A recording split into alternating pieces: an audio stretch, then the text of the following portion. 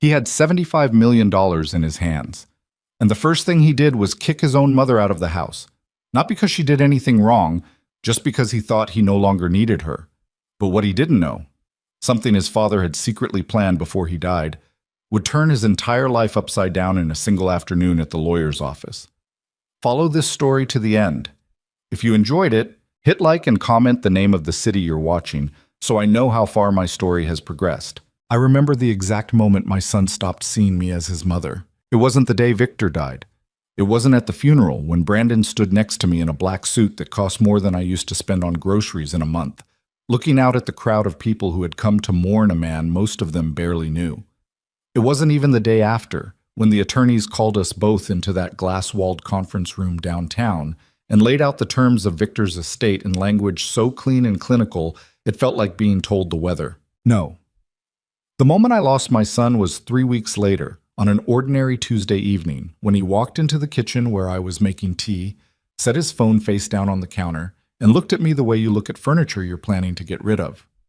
"Mom," he said, "I think it's time we talked about living arrangements." I should have seen it coming. Looking back now, I can trace every sign, every small shift in his behavior, every moment where I told myself I was overreacting, that he was just overwhelmed, that grief did strange things to people. Victor had been sick for 2 years before he passed, and those 2 years had carved all of us out in different ways. I had spent them at his bedside, learning to sleep in hospital chairs, memorizing the rhythm of machines. Brandon had spent them at a distance, flying in for weekends, calling more than he visited, telling himself that geographic separation from suffering wasn't the same as abandonment. I had told myself he was coping the only way he knew how. I had been wrong about a lot of things. "Living arrangements," I repeated. I kept my voice even.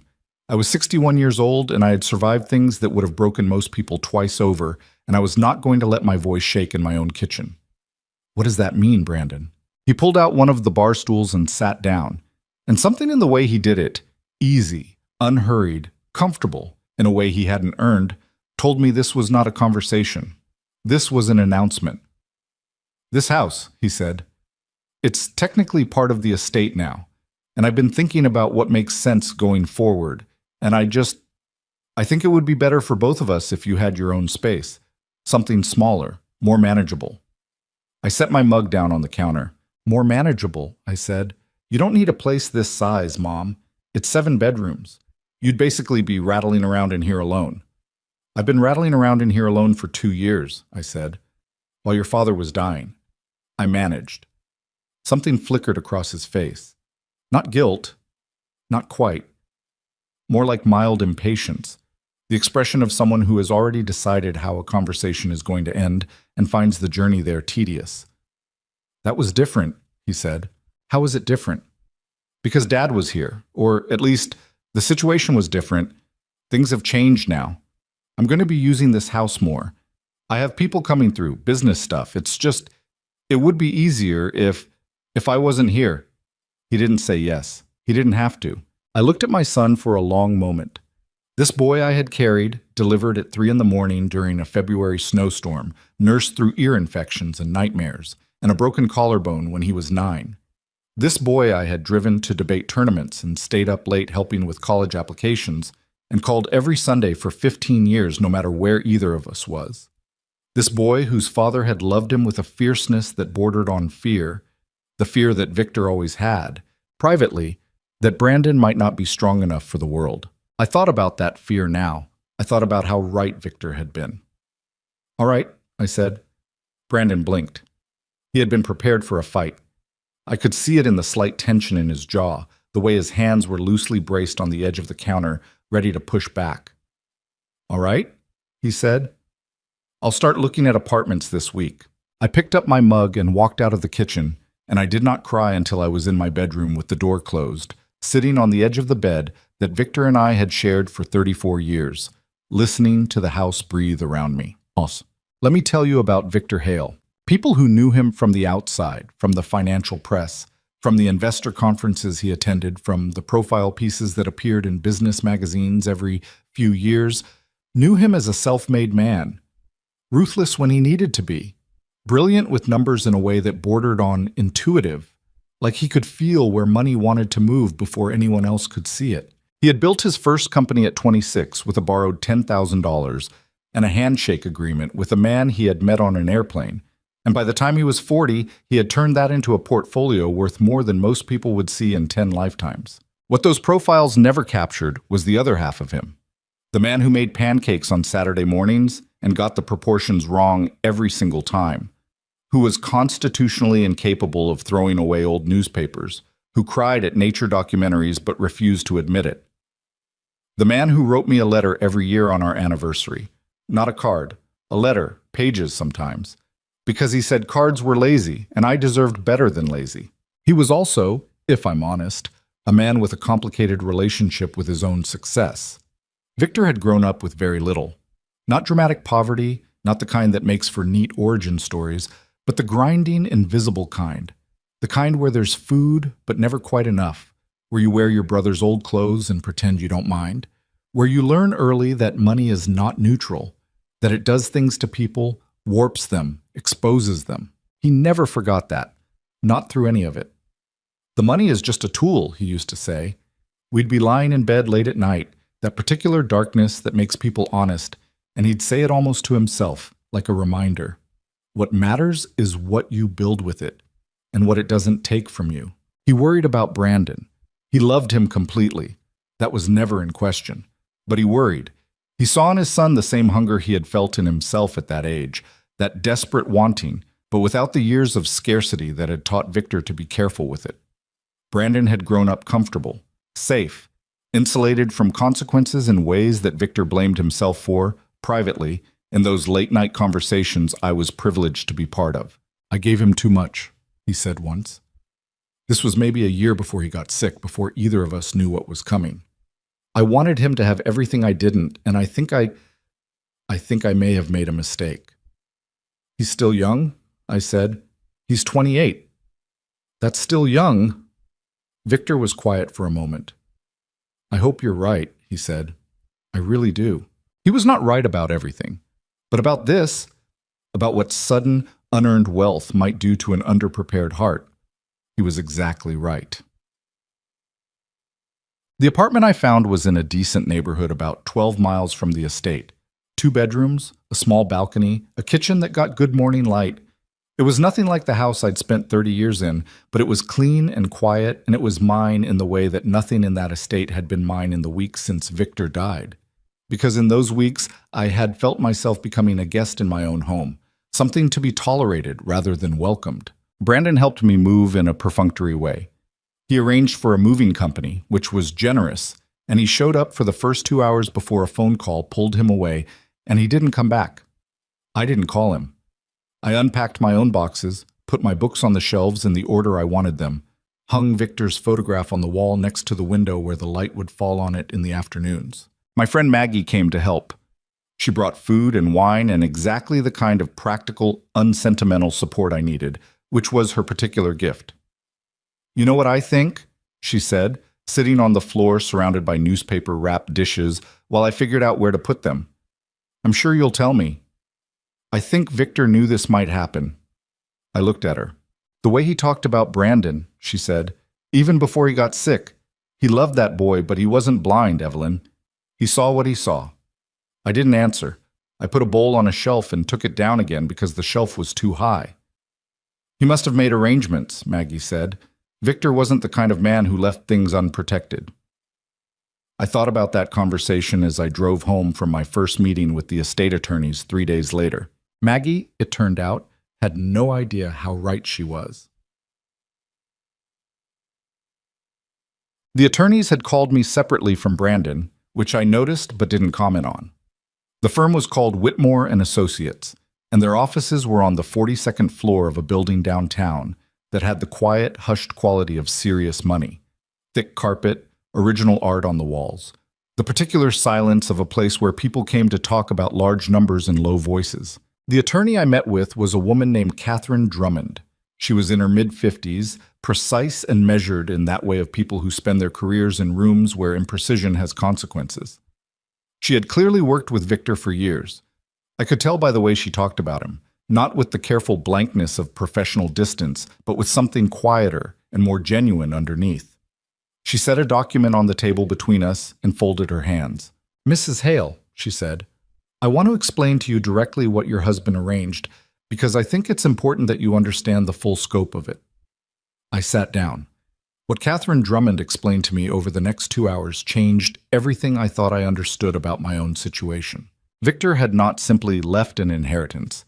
He had constructed something far more careful, far more deliberate, a structured trust established years before his death, into which the full $75 million of his liquid estate had been placed. The trust was ironclad. It had been written and rewritten and stress-tested by some of the best estate attorneys in the country, because Victor had not trusted luck or good intentions or the probability that everything would be fine. He had trusted architecture. He had trusted mechanism. And the mechanism had a single point of authority: me. "You have complete discretionary oversight of all distributions," Catherine said. "Brandon can request funds, he can petition, he can make his case, but no disbursement above a threshold of $5,000 can occur without your written approval." I stared at her. "Victor was very deliberate about this," she continued. "He anticipated his words, which he asked me to share with you, that the inheritance might arrive before the wisdom to use it well. He wanted you to be the protection against that possibility." "Does Brandon know?" I asked. "He's been told the general terms of the trust. He knows it's structured. He does not yet know the full extent of your role." I sat with that for a moment. Outside the window, the city moved and breathed, indifferent. "And you're telling me now," I said, because you needed to know before he came in tomorrow," she said simply. "And because Victor felt you had a right to understand what he was asking of you before it became relevant." Before it became relevant. As if it weren't already. As if I hadn't already been handed my own walking papers by the boy this trust was designed to protect from himself. I did not go home directly after that meeting. I drove to a park I used to take Brandon to when he was small, one of those unremarkable neighborhood parks with a duck pond and a row of old oak trees, and I sat on a bench for a long time, watching the water, feeling the specific weight of what I'd just been told.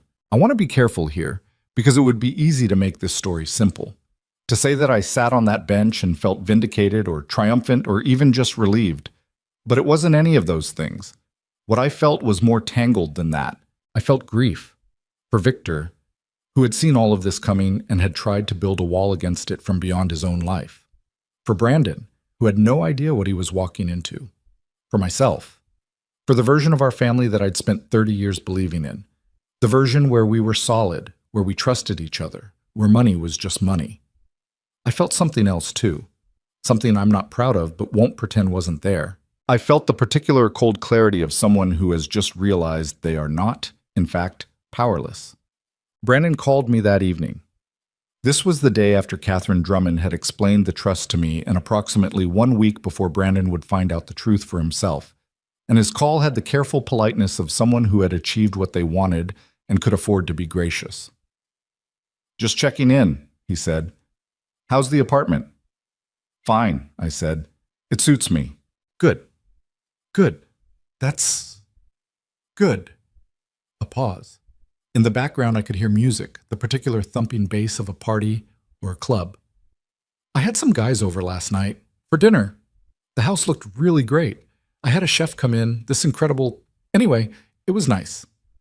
"I'm sure it was," I said.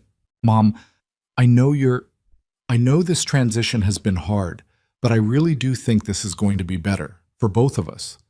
More freedom, you know? You can do what you want. I can do what I need to do with the house. It's just..." "Brandon," I said. "Yeah, I'm fine," I said. "I really am. You don't need to explain anything to me." Another pause.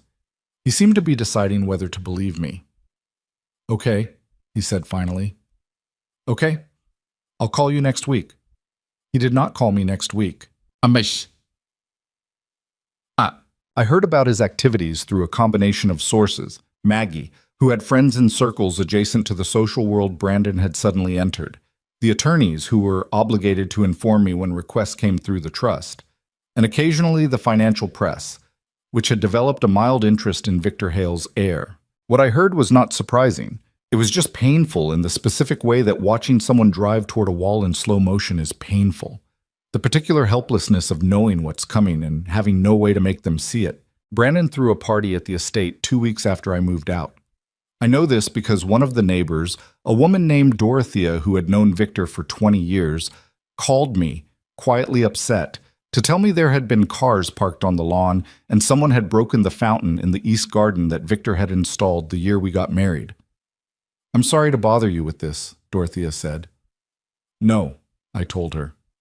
"I'm glad you called." I sat with that information for a while. I didn't call Brandon. I didn't send a message through the attorneys. I just sat with it. He was also making investments. I knew this because the trust's financial managers kept me informed of any major movements he was attempting to make. And in the 6 weeks after Victor's death, Brandon had attempted to move significant portions of his accessible funds, the cash he had direct control over, roughly $4 million that had been structured outside the main trust, into a series of ventures that the managers described to me with the careful, neutral language of professionals trying not to editorialize. A tech startup run by a college friend with no business plan worth speaking of. A real estate development in a market that was clearly overheated. A stake in a nightclub venture with 3 other men Brandon had met, as far as I could tell, at one of his parties. He was not asking my advice. He wasn't asking anyone's advice. He was 29 years old and had grown up watching his father command rooms and move money with apparent ease, and he had mistaken the confidence of competence for something that could be inherited alongside the capital. Then he hit the trust wall.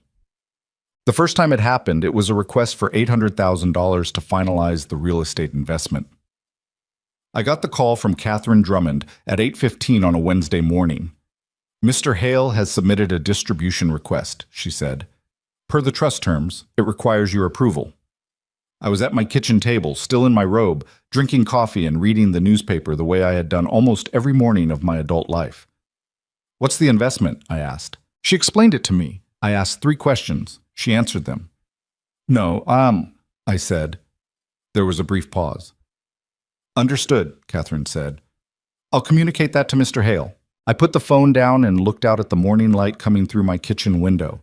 And I thought about Victor sitting in his study years ago, drafting a document that would arrive in this moment like a message across time. I thought about what it cost him to imagine this scenario while still having hope that it wouldn't be necessary. And I thought about what it was going to cost Brandon when he realized what his father had done. The answer came faster than I expected.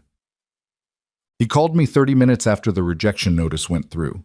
I knew it was him before I picked up because his name appeared on my screen and the call came in at 8:47 in the morning, which meant he had been awake, or had been awake since before the notice arrived, had probably been watching for it. "Mom," he said, and his voice had a quality I hadn't heard from him in years, tight, barely controlled. "What is going on?" "Good morning, Brandon," I said. "The attorneys just told me my request was denied. They said it came from you, that you denied it." "That's correct," I said. Silence. The kind of silence that has texture. "You denied my request for funds from my father's estate," he said slowly. "From the trust," I said. "Yes." "Mom, that's my money." "It's in a trust," I said, "which your father established and which I oversee. That's how the trust works." Why didn't you tell me you had this kind of... What exactly is your role here? Because I thought you were just what? I asked. He stopped. "Just what, Brandon?" Another silence, longer this time. "I thought it was more straightforward," he said finally. "Your father was a careful man," I said. "He was not straightforward about anything he cared about protecting." "So what? You're just going to... You get to decide when I can access my own money? You get veto power over my investments?" "Over distributions above a certain threshold, yes," I said. "I strongly suggest you read the trust documentation in full. Catherine Drummond can walk you through it." "Mom, good morning, Brandon," I said. "I hope you have a good day." I ended the call and sat for a moment in the quiet of my apartment, coffee in hand, sun on the table, and I thought, "Victor, you extraordinary man. You saw all of this, all of it, from the very beginning." What happened next came in waves. Brandon went to the attorneys directly, as I knew he would. He demanded a meeting, multiple meetings. He hired his own attorney, a sharp-edged man named Gerald Pierce, who specialized in trust disputes and who arrived at Whitmore and Associates with the confident aggression of someone used to punching holes in legal architecture. Gerald Pierce spent 3 weeks looking for those holes. He found none. The trust was exactly as Catherine Drummond had described it to me, ironclad. I knew this because she kept me informed, as was her obligation. She told me about Pierce's arguments, his angles of attack, the increasingly creative theories he brought to the table. She told me calmly and without commentary, professional to the end. He's trying everything available to him, she said. What do you recommend I do? I asked. Nothing, she said. The document does exactly what it was designed to do. You simply continue to exercise your oversight as the trust specifies. Meanwhile, Brandon's accessible funds, the $4 million that had been outside the main trust, were moving fast. The nightclub venture had already stalled. One of his partners had backed out, and the remaining two were squabbling over the direction. The tech startup had pivoted twice in 6 weeks, which was not a good sign. The real estate deal he'd wanted the $800,000 for had collapsed entirely when another buyer entered the picture. I was not unsympathetic. I want to be clear about that. I was not watching my son's failures with satisfaction. I was watching them with the sick, sad recognition of someone who had predicted them and hoped to be wrong. He called again in the 6th week. This time his voice was different, still angry but worn through at the edges. The slick confidence was fraying. I need to talk to you, he said, in person. All right, I said. He came to my apartment for the first time. I made coffee and put it on the table, and he sat across from me and looked around the apartment with an expression I couldn't quite read. Something between discomfort and something else. Something that might have been the very beginning of recognition. You live here, he said, as if he were seeing it for the first time, even though he had helped me move in. As if the reality of it had just become real. I do, I said. He looked at me for a moment, then down at his hands. I've been trying to figure out how to undo what Dad set up, he said. I know. I can't. No, I said. You can't. So I'm here, he said, because I need the distribution approved. The Mercer deal is... There's still a window, but it's closing, and I need $600,000 by the end of the month, or... No, I said. His jaw tightened. Mom. Brandon, I said, and I put my hands flat on the table and looked at him directly, the way I used to when he was a boy. And something needed to be said clearly. I'm not going to approve that distribution. I'm not going to approve any distribution for anything that looks like what you've been doing these past 2 months. You're punishing me, he said, because of the house. I'm not punishing you, I said. I'm doing what your father asked me to do, which is to make sure this money doesn't destroy you. I'm not being destroyed. You have lost over $900,000 in failed ventures in 8 weeks, I said. $900,000 that you had direct access to and managed entirely on your own. You are surrounding yourself with people who want your money, not your company. You threw a party at your father's estate 2 weeks after his funeral, and you broke the garden fountain he installed the year we were married. Brandon went very still. I know about that, I said quietly. I know about a lot of things. Because people who loved your father still reach out to me, even if they don't reach out to you. He looked like he had been slapped, and maybe that was the right word for it. Not punishment, but impact. The impact of reality arriving. Mom, he said. His voice had lost something, some layer of performance. I thought this was going to be different. I thought I would finally... He stopped. You thought you'd be free, I said. He didn't answer. Of what? I asked. Of him, of his expectations, of having to prove yourself. I didn't say that. You didn't have to. The room was quiet. Outside, the city moved around us, unaware and uncaring. You threw me out of my home, I said. It was the first time I had said it that directly, and I watched him absorb it. 3 weeks after your father died, you sat down in that kitchen and told me I needed to find somewhere smaller, and I went because I wasn't going to fight you. But I want you to understand, I want you to sit here and understand that you did that, And the way you did it told me everything I needed to know about what kind of man you were becoming. Mom, I'm not finished, I said. Not unkindly, just clearly. Your father built that trust because he loved you. He was afraid for you. He knew that money without the wisdom to use it was a weapon you'd turn on yourself, and he was right. He put me in this position because he trusted me, and because he knew that I would do exactly what I'm doing right now, which is refusing to make it easier for you to ruin your own life. Brandon sat across from me, and for a moment he looked young. Not the 29-year-old who had thrown parties in his dead father's house, but the boy he had been before all of this, before the money, before the grief, before whatever story he had told himself about what inheritance meant and who he was owed. What do I do? He said. It was the first honest thing he had said to me in months. First, I said, you stop looking for ways to break the trust.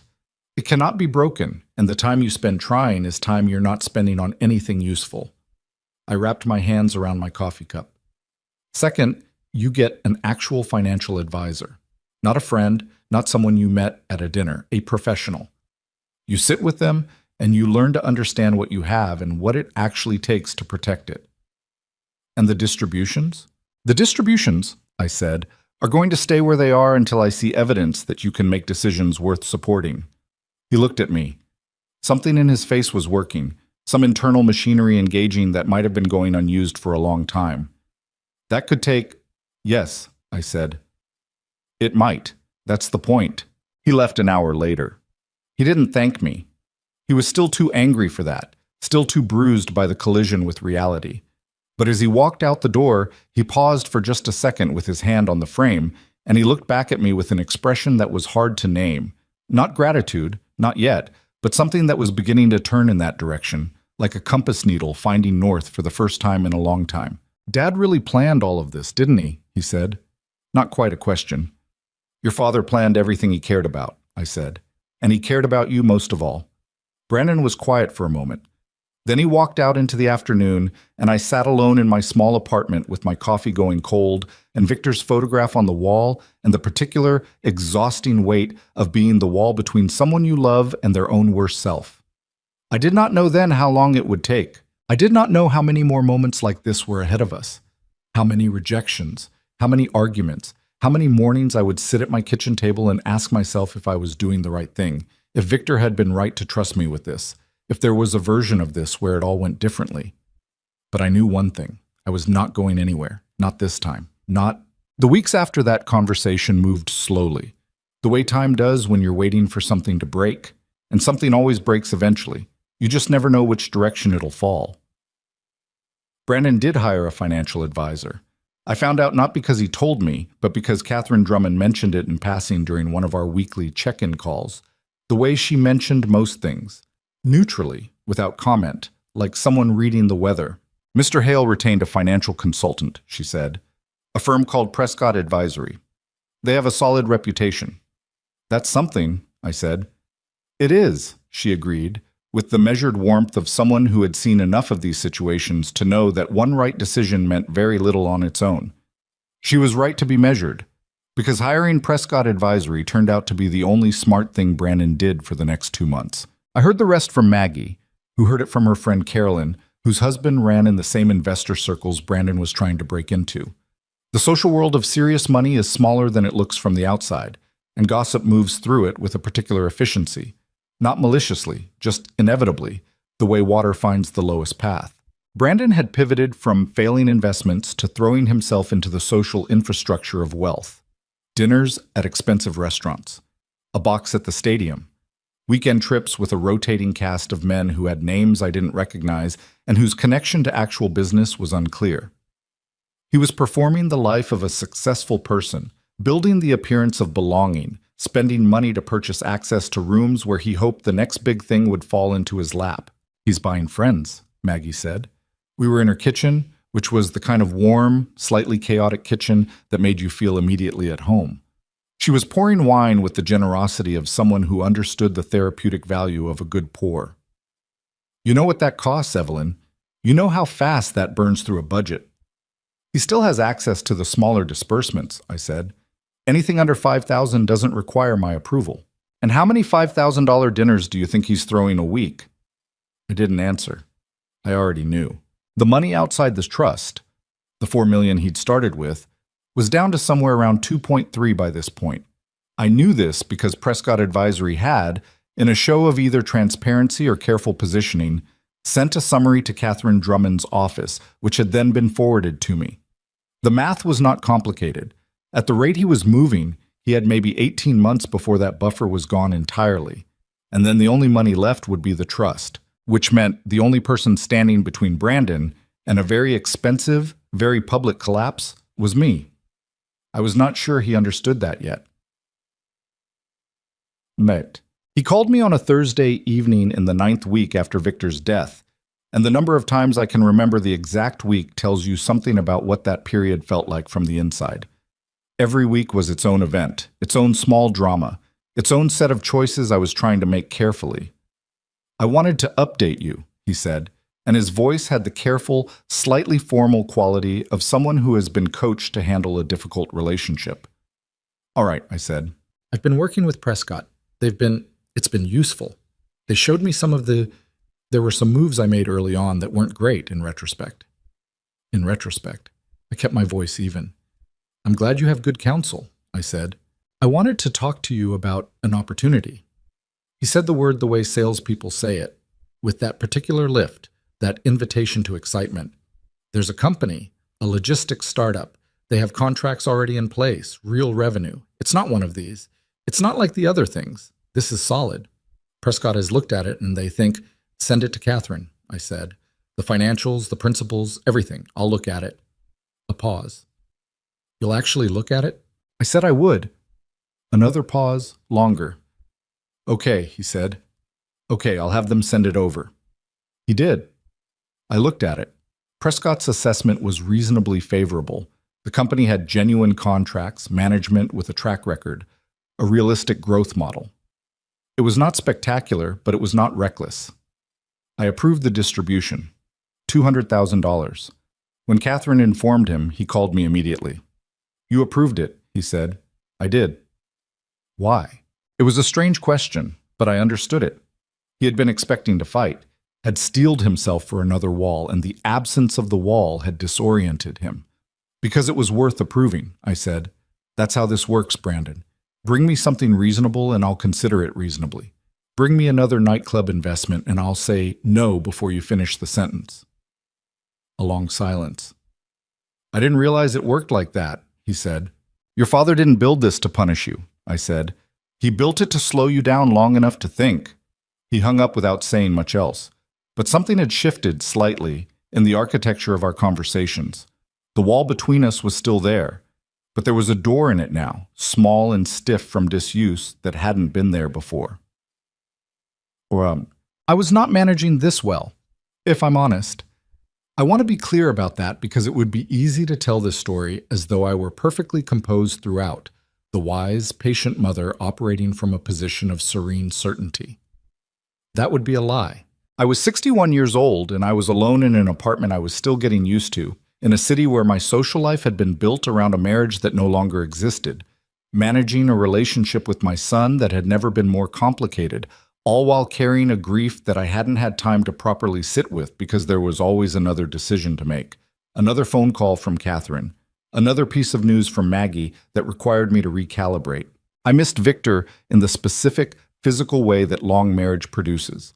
Not just emotionally, but spatially, his absence as a presence in the room, the empty chair at the table, the side of the bed that stayed neat, the particular silence of a house, or now an apartment, that has been built for two and is being occupied by one. There were nights when I sat with his photograph and talked to it the way I knew he would have hated if I'd admitted to anyone, told him what was happening, told him whether I thought I was doing the right thing. He never answered, obviously, but the act of articulating it helped me stay clear about my own reasons, which was, I think, what it was actually for. Was I protecting Brandon? Yes. Was I also, underneath that, still angry? Still carrying the particular wound of that Tuesday evening in the kitchen, the bar stool, the casual delivery of, "You need to find somewhere smaller?" Yes. Also that. I don't think those two things were incompatible. I think you can love someone and be hurt by them at the same time. And I think the most honest version of what I was doing involved both. I was not a saint. I was a woman trying to honor her husband's last act of foresight while also navigating the damage her son had done to their relationship. And those two projects weren't always pulling in the same direction. Some nights I wondered if I was being too hard. If $200,000 for a logistics startup was enough, if I should be more generous, more forgiving, move faster. Then I'd think about the fountain in Victor's garden, the one Brandon had let someone break at a party 3 weeks after the funeral. And I'd think, no, not yet. What I didn't anticipate was the campaign. That's the only word I have for what started in the 11th week. Campaign, organized, coordinated, aimed at me from multiple directions at once. It started with a call from a man named Richard Cho. I didn't recognize the name at first, then I placed it. One of Brandon's college friends, someone I'd met twice. A good-looking young man who had the easy charm of someone who had never had to work very hard for anything. Richard called me on a Sunday afternoon with the casual warmth of an old acquaintance. "Mrs. Hale," he said, "I hope I'm not bothering you. Brandon mentioned you'd moved to a new place. I just wanted to say hello, check in, see how you're settling." I knew immediately what this was. I'm not a stupid woman, and I had been around enough money long enough to recognize the structure of a soft approach. "That's kind of you, Richard," I said. "I'm settling fine. Brandon talks about you a lot," he said. I know things have been complicated, but he really does care about you. You know how he gets. He's stubborn, gets it from his dad, right?" He laughed. I did not laugh.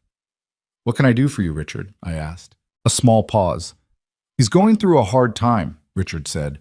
"He's really trying. The Prescott guys, the new investments, he's really making an effort. I just think, and I'm saying this as someone who cares about both of you, I just think some of the restrictions on the trust are harder on him than they need to be. He feels like he can't move, you know? Like every time he tries to build something, there's this..." "Richard," I said. "Yeah, thank you for calling," I said. "If Brandon wants to discuss the trust, he knows how to reach Catherine Drummond. Have a good afternoon." I hung up. That was Sunday. On Tuesday, I got a call from a woman named Sylvia Crane, who introduced herself as a family therapist and said she'd been working with Brandon and thought it might be valuable for us to come in together. On Thursday, a floral arrangement arrived at my apartment. No card, which was somehow more insulting than if there had been one, because it forced me to guess, and I was reasonably certain about the answer. On Friday, Brandon called. "Have you talked to Richard?" he asked. "Briefly," I said. "He was just trying to..." "I know what he was trying to do," I said. "Brandon, listen to me carefully. You sent people to make your case for you, a friend to appeal to my emotions, a therapist to make me feel like the obstacle, and flowers to soften the ground. That is not how you talk to your mother, and it is definitely not how you talk to the person who controls your financial future." Dead silence. That's not... "Is that what happened? Or is it not?" I asked. A long pause. "Richard offered on his own," Brandon said. "I didn't ask him to call." "And the therapist?" I thought maybe... "Brandon." Silence. "I'm going to say this once," I said, "and I need you to actually hear it. I am not the enemy. I am not the wall you need to find a way around. I am the person your father trusted to protect you from your own worst impulses, and I am trying to do that job with some integrity. If you undermine that process, if you work around me instead of with me, then you are telling me that you are not ready.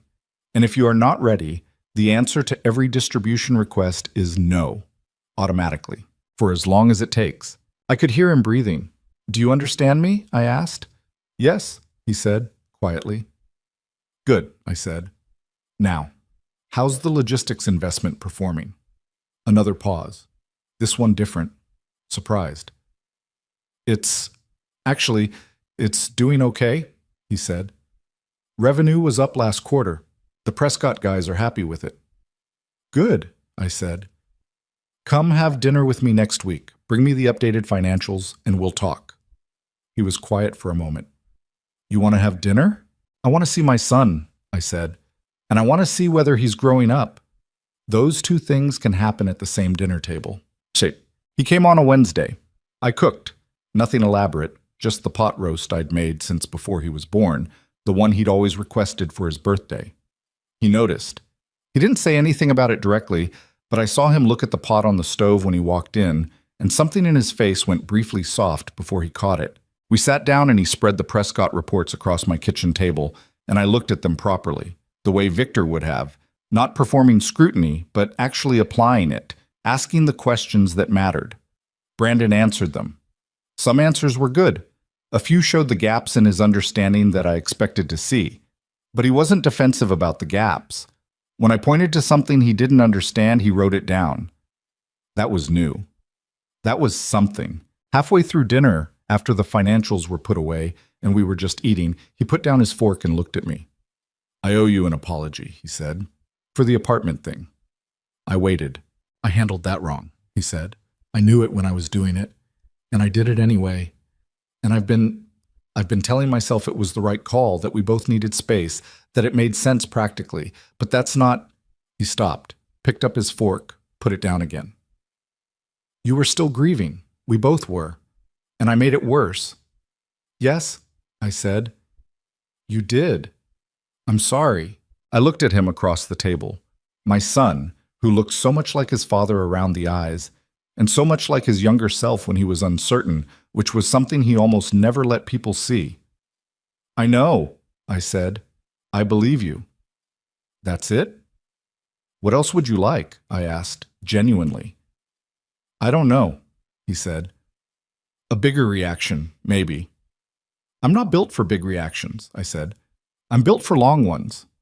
You'll notice I'm still here. He was quiet for a moment, and then, for the first time in months, he smiled. Not the social smile he'd been wearing since the inheritance, not the performance, but the real one. The one that had a little awkwardness in it, a little self-consciousness. The smile of a man who wasn't sure he deserved to be smiling. I noticed that, he said. We finished dinner. He helped clear the plates, which he used to do as a kid, and had apparently not forgotten how to do, though somewhere in the past year he'd let himself forget that he knew. We talked for another hour about nothing particularly significant, about the logistics company, about a book he'd started reading because one of the Prescott advisors had recommended it, about the neighborhood I lived in and a coffee shop down the street I'd started going to on weekday mornings. He left at 9. At the door he hugged me, not the brief, obligatory hug of recent months, but a real one, the kind where you actually feel the weight of the other person. I held on to it for a moment, then I let him go. I stood in the doorway after he left, listening to the elevator, and I thought about what Victor had known and what I was slowly learning, that this was not going to be fixed in a conversation, or a dinner, or an apology, no matter how genuine, that there was still a long road ahead of us, full of tests Brandon hadn't yet faced, and lessons that could only be learned by actually failing and getting back up. The apology was real. The dinner was real. The hug at the door was real. But I had learned to be careful with real things.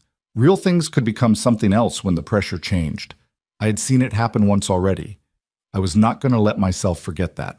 And so even as I felt something begin to ease, some small tightening in my chest that had been there since that Tuesday evening in the kitchen, I kept it carefully, held it at the right distance. Because the thing about loving someone who has hurt you is that forgiveness and trust are not the same thing. Forgiveness you can give freely. Trust you rebuild one weight-bearing moment at a time. Brandon had given me one real moment tonight. 1. We were going to need many more before this was finished. The dinner became a habit, not every week. Brandon wasn't consistent enough for that yet, and I wasn't going to pretend the wounds between us had healed faster than they had.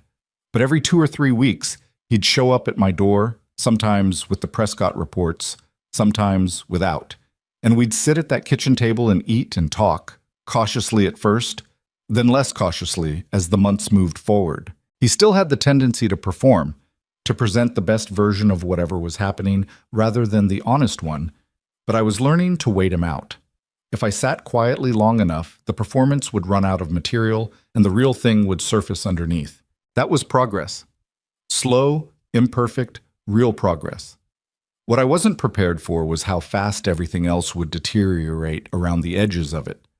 The first sign came from Catherine Drummond on a Tuesday morning, delivered in her usual measured tone, which I had come to understand was not natural composure, but professional discipline.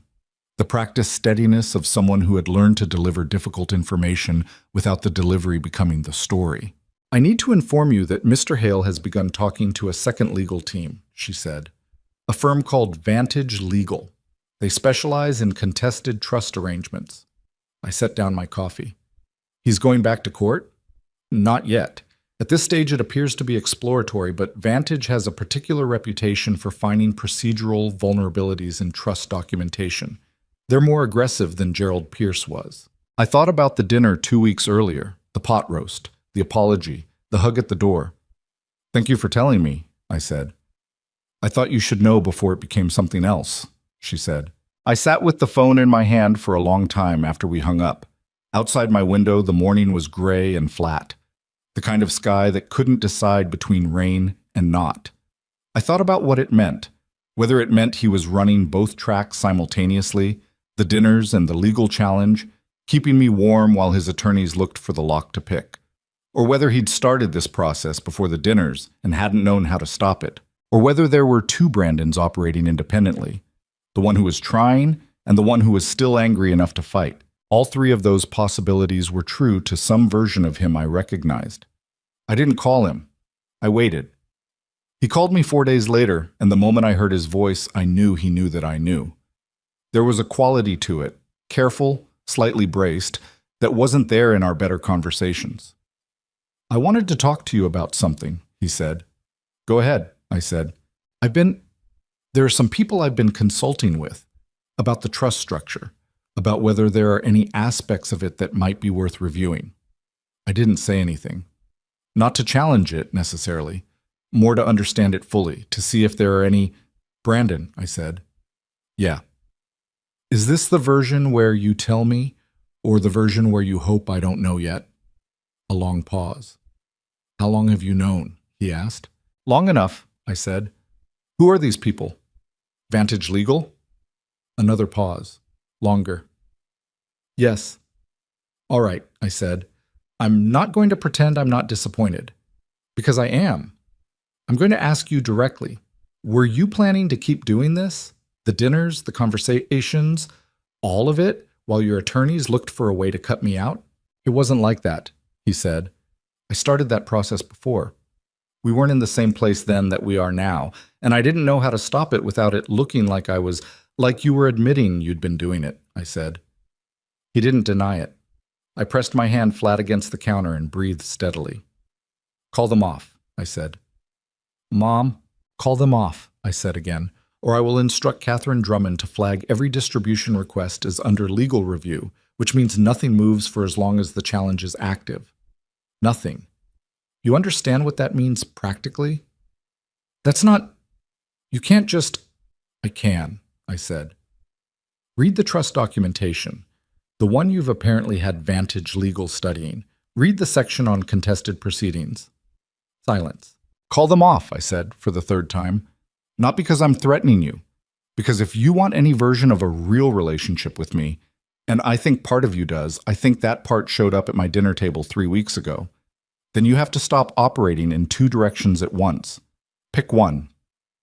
I hung up. My hands were not entirely steady when I put the phone down. That was the part I never let him see. The part that shook. Not from fear, not anymore, but from the sheer sustained effort of holding a line against someone I had raised, someone I had loved since before he took his first breath, someone who kept showing me he could be better and then undercutting it with something like this. It was exhausting in a way that was hard to explain to anyone who hadn't done it. He called Vantage Legal off. Catherine confirmed it the following week. She told me in the same even tone she told me everything, which I appreciated more than she probably knew. "Does he know you informed me?" I asked. "He knew I would," she said. That was always the arrangement. I found myself thinking about Victor again. It's the way he had constructed this whole mechanism with such care. He had thought about every angle. He had known that Brandon might try legal challenges, had made the trust robust enough to withstand them. He had known that I would need to be informed to protect myself. He had, in some sense, been in the room for all of it, invisible, through the architecture of what he'd built. It made me miss him with the particular sharpness that arrived without warning, Not the dull background ache of ordinary grief, but the sudden, acute version that felt like stepping on something in the dark. He should have been here for this. He would have known what to say to Brandon in a way I never quite managed, because they shared a frequency that I was only ever adjacent to. Victor could communicate volumes in a look, and Brandon had always been able to read him in a way that bypassed all the defenses. I could not do that. I was working with different tools. Mkak. What happened next came from a direction I hadn't been watching. Her name was Jade Mercer, and she appeared in Brandon's life sometime in the 5th month after Victor's death.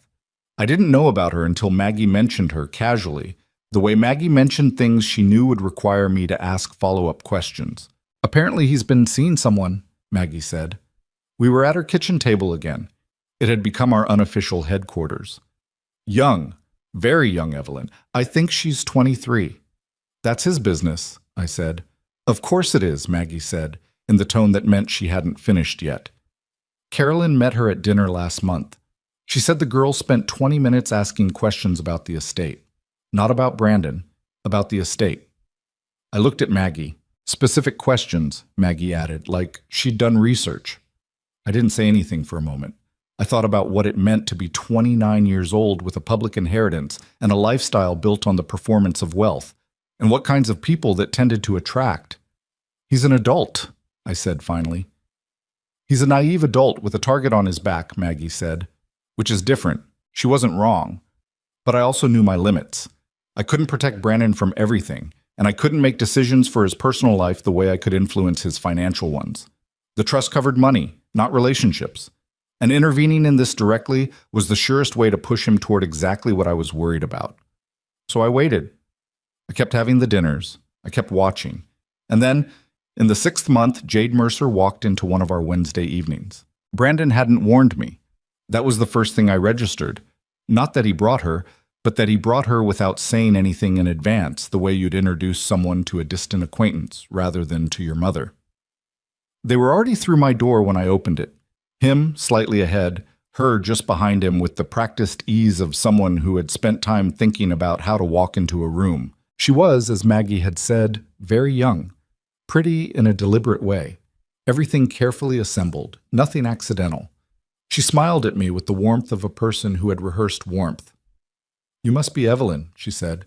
I've heard so much about you. I noticed she didn't call me Mrs. Hale. Hello, Jade, I said. Come in. Dinner was strange. Brandon was performing again, the version I'd seen in the early months, the one that was managing an impression rather than having a conversation. He talked more than usual, filled silences faster, laughed at things that weren't quite funny. Jade asked questions about the house I'd lived in, about how long Victor had been building his portfolio, about what the estate was worth when he started versus at the end.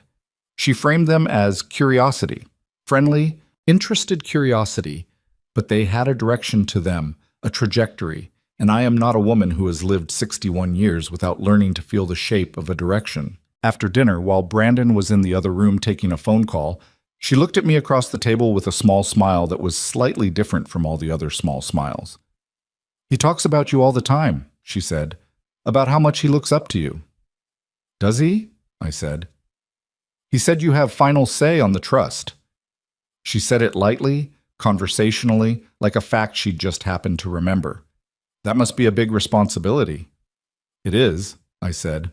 He says you're very careful about distributions. She tilted her head slightly.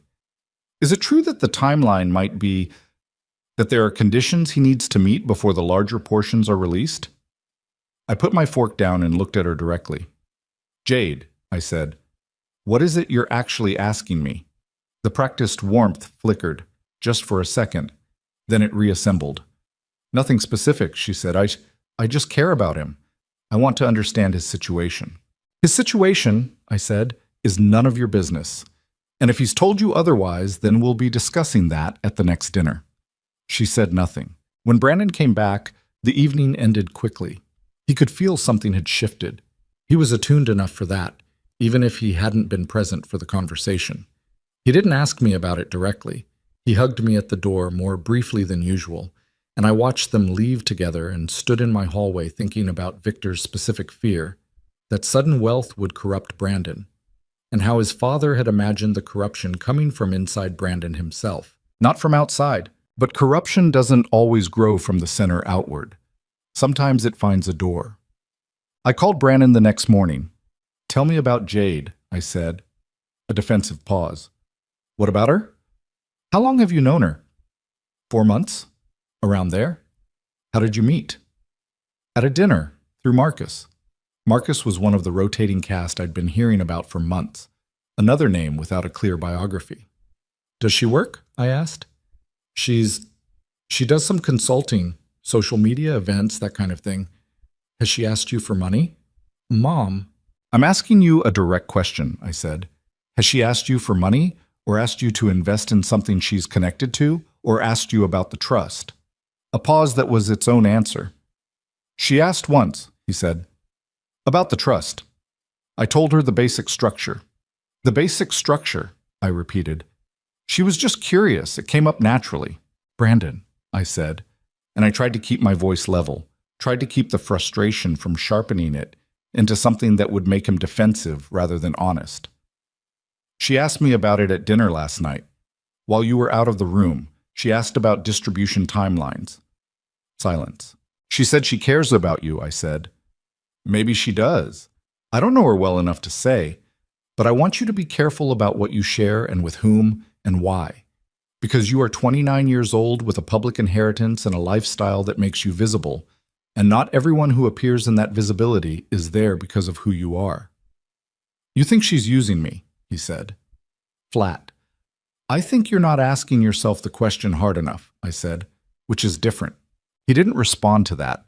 We talked for a few more minutes about nothing important, and then the call ended and I put the phone down and went to wash the dishes from the previous night's dinner and tried not to think too hard about how much further down the road we still had to go.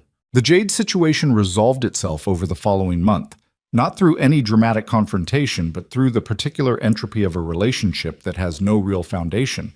It simply ran out of momentum. Brandon mentioned her less, then not at all. When I asked carefully, he said they had stopped seeing each other. "Why?" I asked. A pause.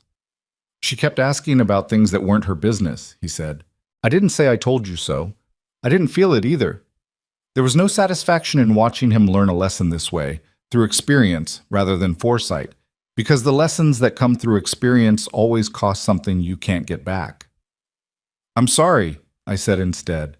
"That's a hard thing to realize about someone." "Yeah," he said, "it is." And then because he was still himself and still had a way to go, he said, "I was thinking, now that I have more bandwidth, I want to talk to you about a new opportunity with the logistics company. They're looking at expansion and—" I almost laughed. Almost. "Send it to Catherine," I said. "Already did," he said, and that somehow was the most hopeful thing he had said in months. Not the apology. Not the dinner. Not the acknowledgement about Jade. The fact that he had sent it to Catherine without being reminded, without me having to explain the process again, without the argument. He was starting to understand how things worked, not just the mechanics of the trust, but the deeper mechanism, the one his father had built not in documents and legal language, but in the expectation that one day, given enough resistance, enough consequence, enough time, his son might actually begin to learn. I looked out my kitchen window at the afternoon light. It was a better day than the one before it. That was enough, for now. It was enough. Time does something strange when you're living inside a difficult situation. It compresses and stretches simultaneously. Certain weeks feeling like they lasted months, certain months gone before you registered them passing. By the time a full year had moved through since Victor's death, I had to actively reconstruct the timeline in my mind to believe how much had actually happened inside it. The logistics investment had done well. Not spectacularly. This was not the kind of story where everything turns around clean and fast, but solidly, in the way that boring, well-managed businesses tend to do well when someone is actually paying attention. Brandon had stayed involved. He'd attended quarterly meetings, asked the right questions, learned the language of revenue and margin and operational cost in the specific way you only learn it by sitting in rooms where real consequences are attached to the numbers. I approved 2 more distributions over that first year. Both were smaller amounts, both tied to clear business purposes, Both came through Catherine with documentation that showed Brandon had actually read what he was signing. Progress was the wrong word for it. Progress implied forward momentum in a single direction, and what we were actually doing was more like learning to walk on unstable ground. 2 steps forward, and then a stumble. Then 2 more steps. The stumbles still happened. I want to be honest about that. In the 9th month, he made a side investment without running it through the trust, technically legal since it used his personal funds, but it was exactly the kind of move that told me the old habits were still close to the surface. He lost $60,000 in 3 weeks. He called me about it not to ask for help, but because, I think, he needed to tell someone who would understand the full weight of what it meant. I knew it was risky, he said. I did it anyway. Why? I asked. Because Marcus said it was going to move fast, and I didn't want to wait for the approvals, and I just made the call. And now? And now it's gone, he said, and I feel like an idiot. You're not an idiot, I said. You're someone who is still learning that impatience is expensive. Those are different things. He was quiet. Dad would have had something to say about this. Yes, I said. He would have. What would he have said? I thought about it honestly. He would have told you the story about the first company he lost money on, I said. He never talked about it publicly, but he lost almost everything he had at 31 on a deal that moved too fast. He used to say it was the most valuable thing that ever happened to him. Brandon didn't say anything for a moment. He never told me that story. No, I said. He was waiting until you were ready to hear it. I don't know whether that landed the way I intended. I was not Victor. I didn't share his frequency with Brandon, didn't have his particular gift for delivering hard truths in ways that felt like gifts.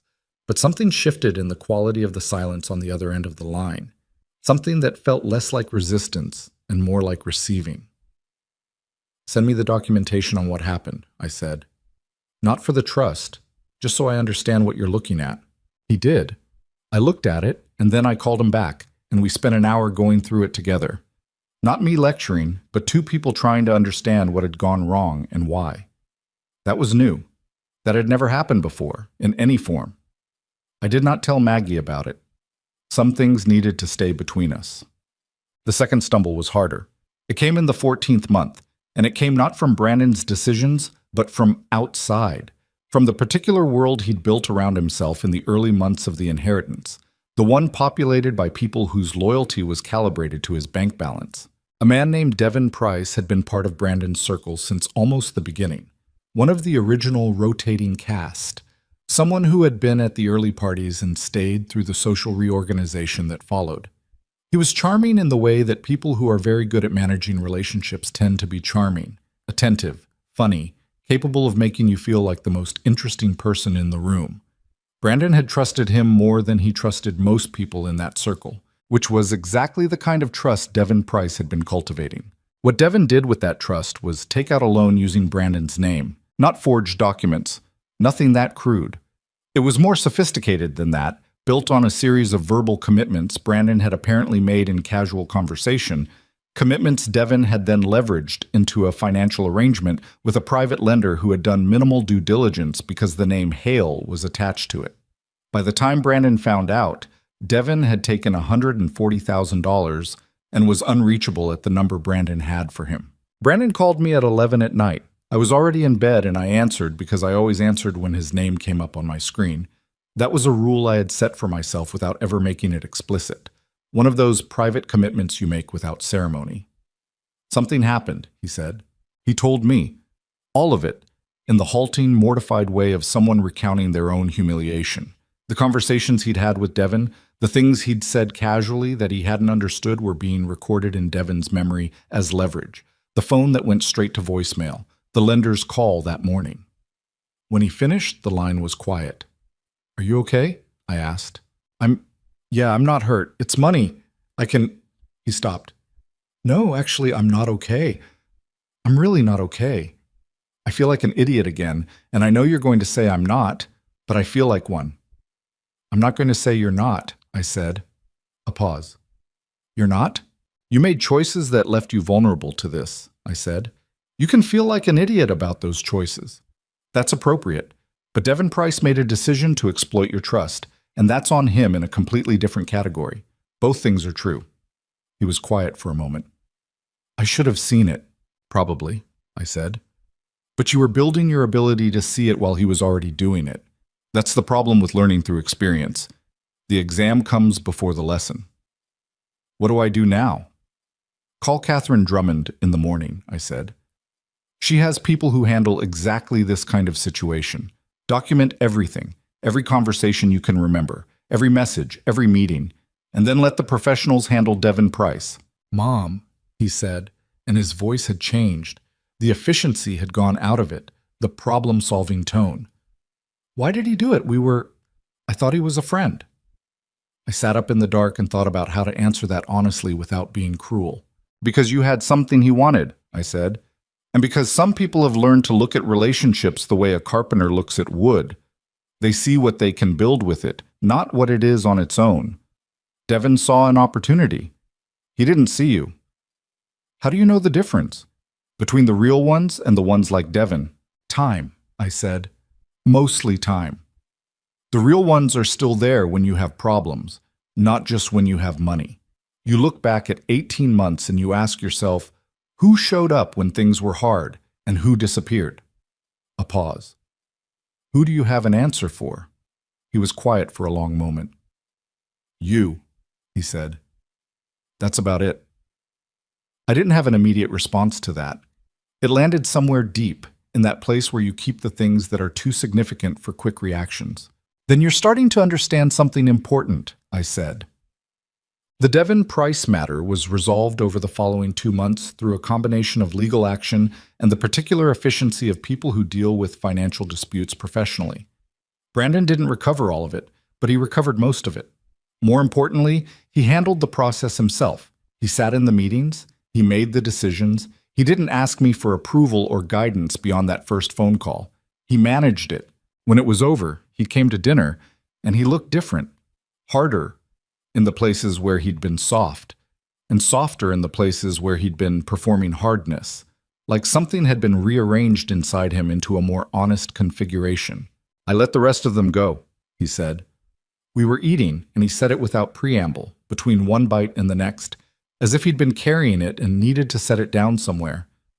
Marcus, the whole group, I stopped returning calls. It took them about 2 weeks to stop trying. I looked at him across the table. 2 weeks? I said. He smiled, and it was the real smile. I know, he said. I kept thinking, if they actually cared, it would take longer than 2 weeks. What did you do with the time? I asked. Worked mostly. The logistics expansion is moving. I've been in a lot of meetings. He pushed food around his plate. It's strange. I used to feel like work was what you did when you weren't doing something better. Now I don't know. I feel like I'm building something. It doesn't feel like killing time. Your father felt that way about his work, I said. It was never about the money for him. The money was a measurement. What he actually loved was the building.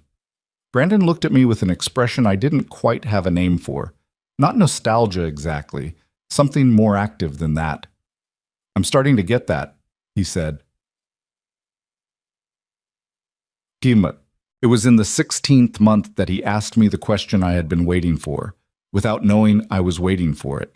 We were in my apartment on a Wednesday evening, and dinner was finished, and we were sitting at the table the way we had been sitting at tables together for over a year now, comfortably, without the performance on either side, with the ease of people who have decided to be honest with each other and mostly managed it. The Prescott reports were on the table, but we hadn't looked at them yet. The evening had a different quality, something in the air that I couldn't immediately identify. I want to ask you something, Brandon said, and I want you to answer honestly, not the version you think will help me the most. The actual honest answer. I'll try, I said. Do you think I'm ready? I looked at him. For more control over the trust, he said. I'm not asking you to hand it over. This isn't a pitch. I actually want to know what you think. What you actually think. I sat with that for a moment. The honest answer had several layers, and I was trying to decide how many of them he was ready to receive. You're better, I said. Genuinely better. The logistics business is real. The way you've handled the Devon situation was mature. You've made better choices about who you surround yourself with. Those things are true. But, he said, but I'm not sure you've been tested hard enough yet, I said. Everything you've dealt with has been recoverable. $60,000. $140,000. Those hurt, but they didn't break anything fundamental. The question I can't answer yet is what you do when something actually threatens to collapse. When you're facing a loss that changes the landscape entirely, that's when character either holds or it doesn't. He was quiet, absorbing this. So you're waiting for something to go wrong. I'm waiting to see what you do when something goes wrong in a way you can't fix easily, I said. That's different. And if nothing does, if it just keeps going reasonably well, then I'll be looking at other things, I said. How you treat people who work for you. What decisions you make when there's no one watching. Whether you're building something because it matters or because it makes you look like someone who matters. Those things are harder to fake over time. He looked at the table for a long moment. Then he said, I owe you more than one apology. You've apologized, I said. I've apologized for the apartment, he said. I haven't apologized for all the other stuff, the attorneys, the campaign through Richard. Letting Jade into your home without warning you, all of it. He looked up. I was treating this like a negotiation, like you were an obstacle I needed to manage, and you weren't. You were my mother who was trying to do something my father asked her to do, and I kept trying to find the angle. I looked at my son. I see that now, he said. I didn't see it then. I told myself all kinds of stories about why what I was doing was reasonable, and they were just stories. He paused. Dad saw this coming. He saw it, and he still thought I was worth protecting. He built the whole thing because he thought I could get here eventually. He did, I said. Were you sure? Brandon asked. When you were approving the first distribution and then the second and watching me make the same mistakes again, were you sure you were doing the right thing, or were there times when you thought maybe this wasn't going to work? I considered the honest answer. There were nights, I said, when I was not sure at all. When I sat with your father's photograph and asked myself whether I was protecting you or just making us both miserable on principle. What kept you going? The fact that you kept showing up, I said. Even when you were angry, even when you were trying to fight the trust and having dinners with me at the same time, you kept showing up, and I figured as long as you were still in the room, there was still something to work with. He was quiet for a long time. Then he said, I'm glad you didn't give up on me. And I thought about all the nights I had sat alone in this apartment with my coffee going cold, all the phone calls from Catherine that had required me to hold a line I sometimes wanted to drop, all the mornings I had woken up and made myself keep going. Not because I was certain, but because certainty was a luxury I couldn't afford, and commitment was the only thing I had instead. I'm glad too, I said. We sat at the table in the quiet of the evening, and outside the city moved through its ordinary night, and for the first time in 16 months, I felt something that wasn't quite peace. We were still too far from the end for peace, but was in the same family as peace. Something like the first real breath after a long time of breathing carefully. But I was not naive. I had been doing this long enough to know that the moment you start feeling like the hardest part is over is precisely the moment you need to stay alert. Because the hardest parts rarely announce themselves. They arrive quietly, from the direction you stopped watching. And there was still the question of the trust itself, the final phase, the real decision, the moment Victor had designed this whole mechanism to arrive at eventually. That moment was coming. I could feel it the way you feel weather before it turns, a pressure in the air, a change in the quality of the light. Brandon had asked me whether he was ready. I had not answered him fully, because the full answer required something I hadn't yet seen. It required the thing that would test him in the way I'd described, the real test, the one that couldn't be passed on preparation alone. And I did not know yet what that test would look like. I only knew it was coming. The test arrived on a Tuesday. Of course it did. The worst things in my life had a habit of arriving on Tuesdays. That ordinary, unremarkable day that catches you with your guard down precisely because nothing ever seems to happen on a Tuesday. Catherine Drummond called me at 7:40 in the morning before I had finished my first cup of coffee And the fact that she was calling this early told me everything I needed to know about the weight of what she was carrying. "Evelyn," she said, and she had never once called me by my first name in 2 years of weekly calls, which is how I knew before she said another word that this was different. "I need you to come in this morning. There's a situation with the logistics company that requires your immediate attention." I was in her office by 9. What she laid out across the next 40 minutes was this: the logistics company Brandon had invested in, the one that had been his first real success, the foundation of whatever confidence he had rebuilt over the past year and a half, was facing a serious contractual crisis. Their largest client, a regional distribution network that represented roughly 40% of their revenue, had discovered an accounting irregularity in the company's financial reporting. Not fraud, the auditors were clear about that. It was a classification error made by an outside firm, but significant enough that the client had triggered a review clause in their contract and frozen payments pending resolution. The company needed bridge financing to cover operations while the review proceeded. Without it, they would miss payroll within 6 weeks. If they missed payroll, the operational team would begin to leave. If the operational team left, the contracts collapsed, and the company with them. The bridge financing required a capital injection of $1.2 million.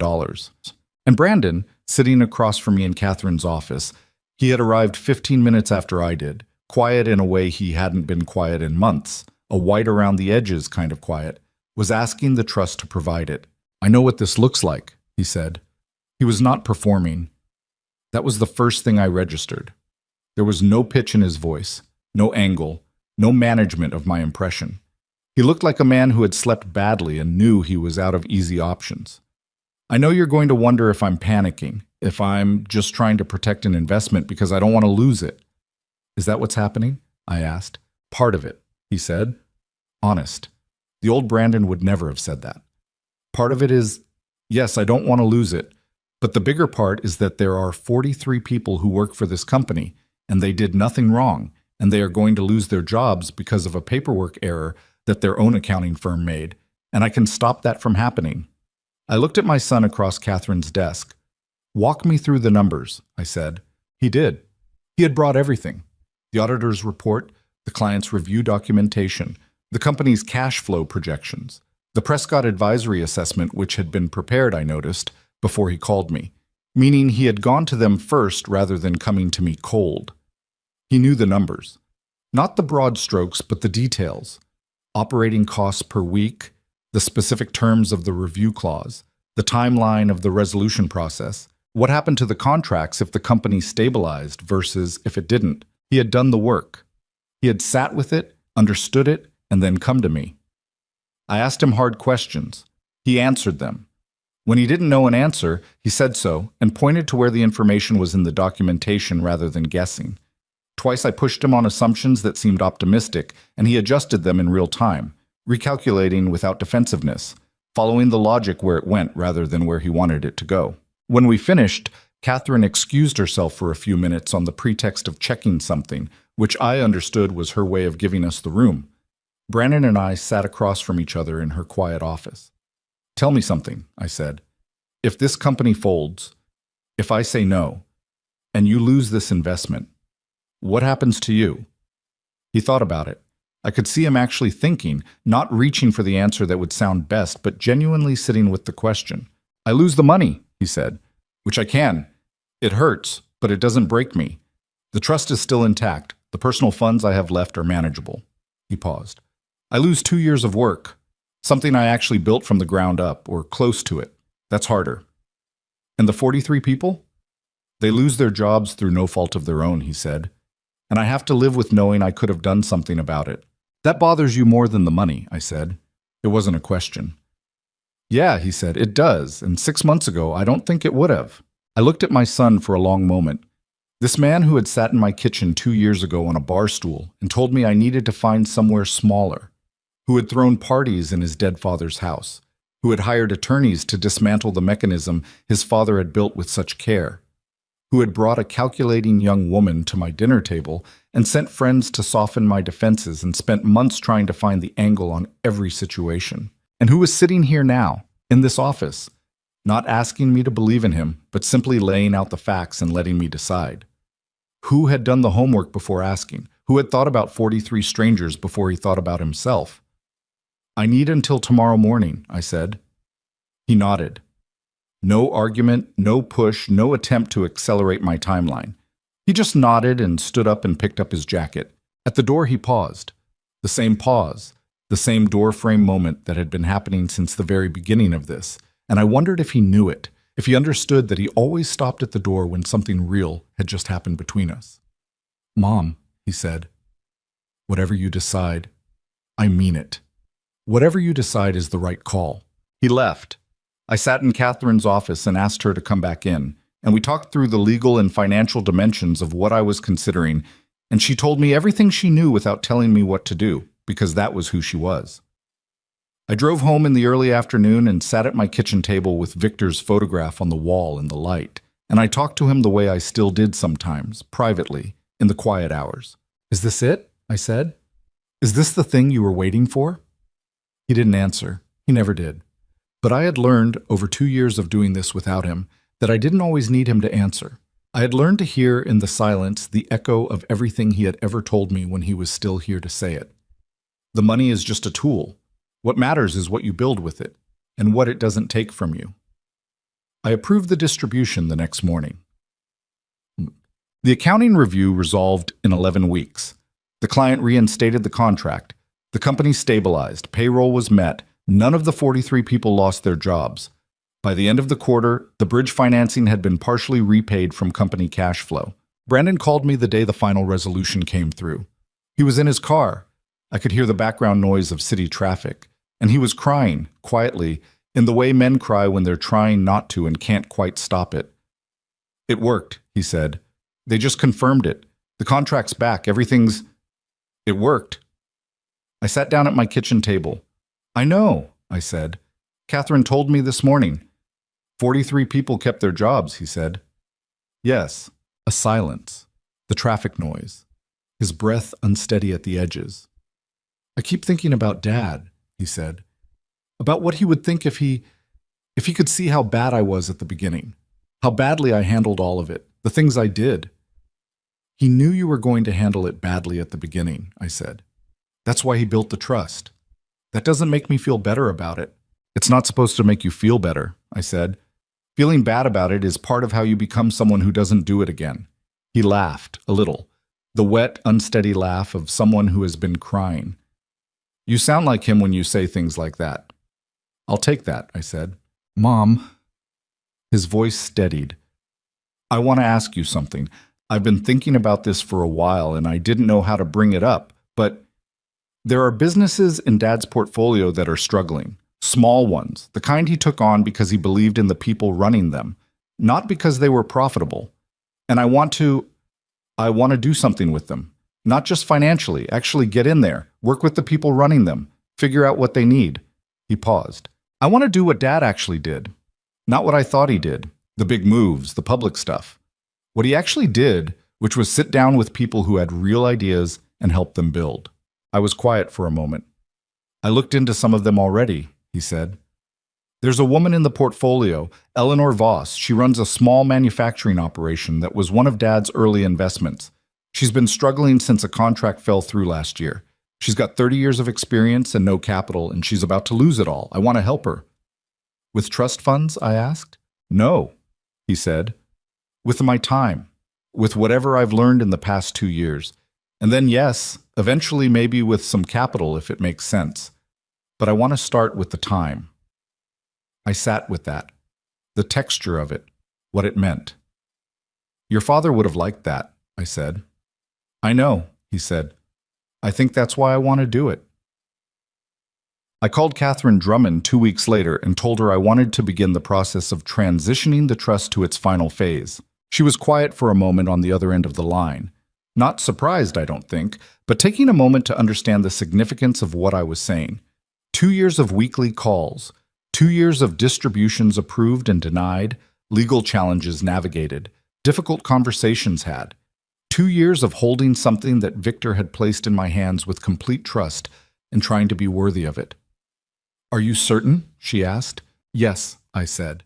"Not because everything is perfect. It isn't. But because I think he's ready to learn the rest from experience, and the only way to let him do that is to let go. The transition took 3 months to complete. Legal processes, documentation, a formal review by the Trust's independent oversight board that Victor had built into the architecture as a final check. Brandon participated in all of it. He asked questions, he read everything, he sat in meetings and understood what was being transferred to him and why each piece had been structured the way it had. There was a final meeting at Whitmore and Associates, all three of us, Brandon, Catherine, me. The paperwork was spread across the conference table, the same table where I had sat 2 years ago while Catherine explained to me what Victor had done, and I had stared out at the city and tried to understand what I was being asked to carry. Brandon signed everything with the focused attention of someone who understood what the signatures meant. Not ceremony, just comprehension. When it was done, Catherine gathered the documents and stepped out to make copies. And Brandon and I sat alone in that glass-walled room with the city below us and the particular silence of something completed. "It's done," he said. "It's done," I agreed. He looked at the table for a moment. "I used to think this was what I wanted from the beginning," he said. "Full control, no oversight, the money and the freedom to use it however I decided." He shook his head slightly. "I was so sure that was the only thing standing between me and everything I deserved." "And now?" I asked. "Now I think if you had given me that 2 years ago, I would have destroyed it all in 18 months, he said. "And myself along with it." He paused. "Dad knew that." "He did," I said. "And you held the line even when I made it as difficult as possible." "I made commitments to your father," I said, "and to you, even when you didn't know I was making them."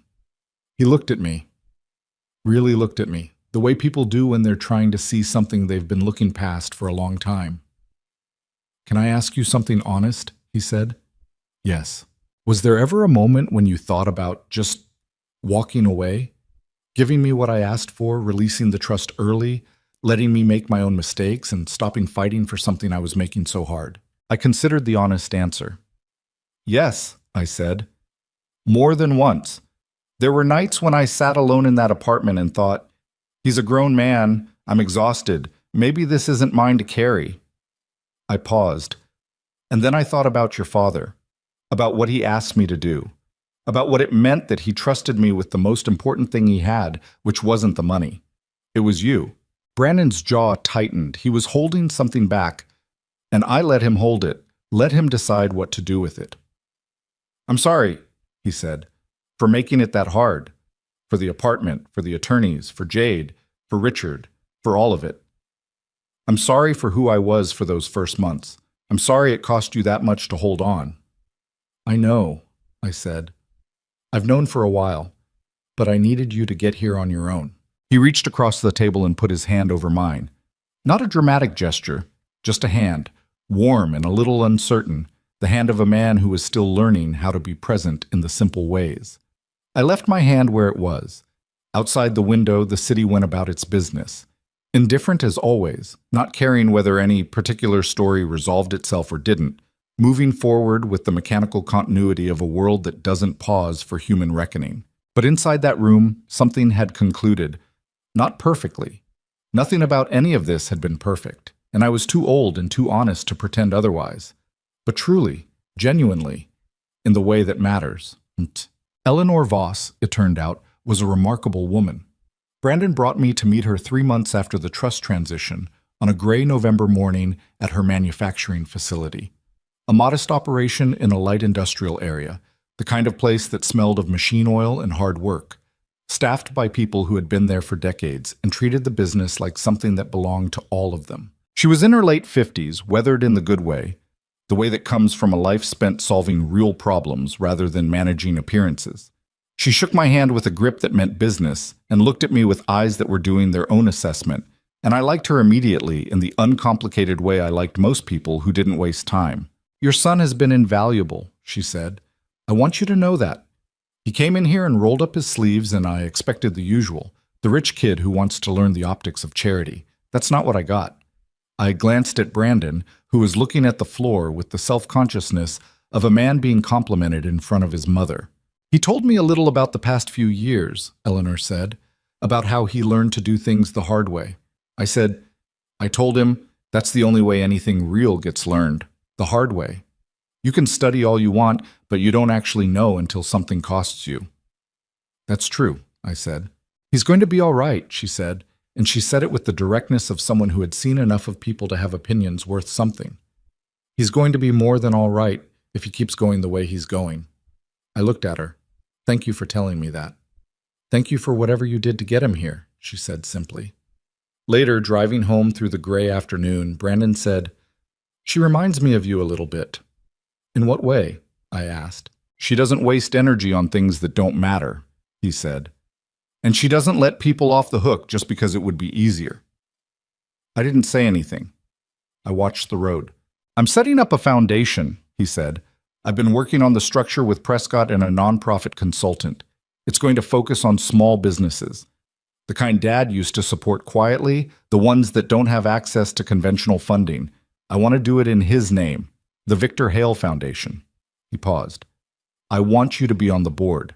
I turned to look at him. He was watching the road, both hands on the wheel, with the slightly tense set of someone who has said something that matters to them and is waiting to find out how it lands. "Yes," I said.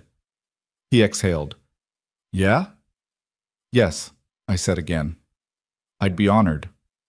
We drove in silence for a while, the kind of silence that doesn't need to be filled. "Mom?" he said eventually. "Yes?" "I found the letters." He said it quietly, carefully. Dad's anniversary letters.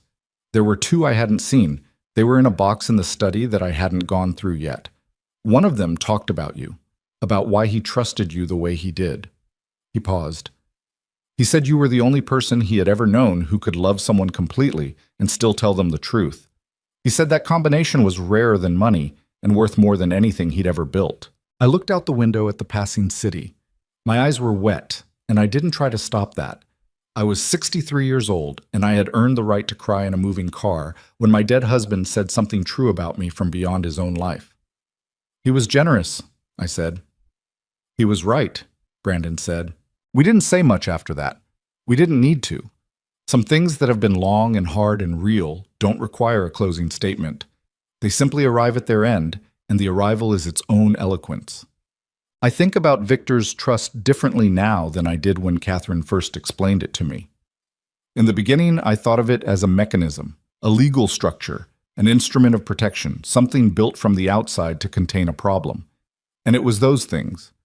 But it was also something else, something I only understood fully once it was over and I could look back at the whole shape of it. It was an act of faith, not in a system, not in a document, in me.